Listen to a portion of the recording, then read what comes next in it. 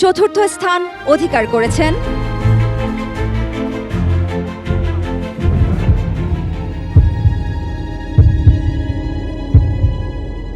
আমার হাতে চলে এসেছে ফলাফল।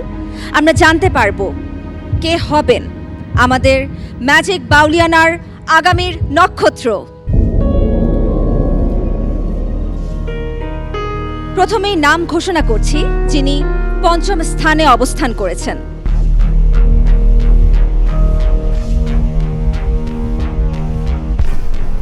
পঞ্চম স্থান অধিকার করেছেন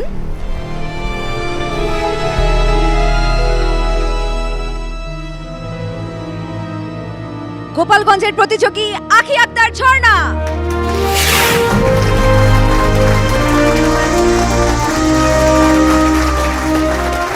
ঝর্ণার হাতে পুরস্কার তুলে দেবেন আমাদের সম্মানিত বিচারক নিগার সুলতানা সুমি।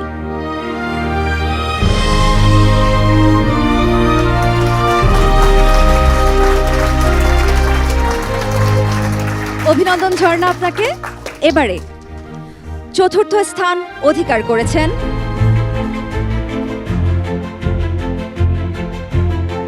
আমাদের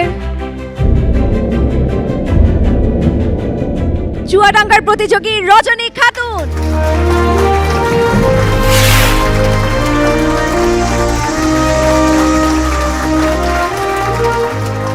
গুরুজি শফি মণ্ডলকে আমি অনুরোধ জানাচ্ছি আমাদের রজনীর হাতে পুরস্কারটি তুলে দেবার জন্য।